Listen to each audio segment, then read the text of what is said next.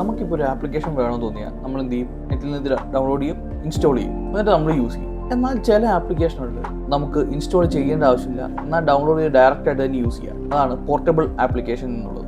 Portable application എന്ന് പറയുന്നത് just tiny bit of code മാത്രമാണ്. എന്നാൽ ഈ പറയുന്ന ഇൻസ്റ്റാൾഡ് ആപ്ലിക്കേഷനേക്കാളും വളരെ സൈസ് കുറവാണ്. അത് മാത്രമല്ല ആ സെയിം ഫംഗ്ഷനാലിറ്റി തന്നെ അത് കീപ്പ് ചെയ്യുന്നതും ഉണ്ടാവും. ചിലപ്പോൾ ലിമിറ്റഡും ആയിരിക്കാം. ഡിപ്പെൻസ് ഓൺ അതെങ്ങനെ കോഡ് ചെയ്തു എന്നുള്ളത് ഇരിക്കും. ഞാൻ ഒരു ഡൗട്ട് ചോദിക്കട്ടെ, നമ്മൾ ഇൻസ്റ്റാൾ ചെയ്യുന്ന ആപ്പിനേക്കാൾ എന്തുകൊണ്ടാണ് പോർട്ടബിൾ ആപ്പ് ഇത്തിരിയുടെ ബെറ്റർ എന്ന് പറയുന്നത്? ഒന്നാമത്തെ കാര്യം, നിങ്ങൾ ആദ്യ സംക്രാന്തിക്ക് മാത്രം ഉപയോഗിക്കുന്ന ആപ്ലിക്കേഷൻ ഒന്നും വെറുതെ ഇൻസ്റ്റാൾ ചെയ്ത സ്ഥലം കളഞ്ഞ് ഉപയോഗിക്കേണ്ട. ആവശ്യമുള്ള മാത്രം അതിൻ്റെ പോർട്ടബിൾ ആപ്പ് എടുക്കുക, യൂസ് ചെയ്യുക, മാറ്റി വയ്ക്കുക, അല്ലെങ്കിൽ കളയുക.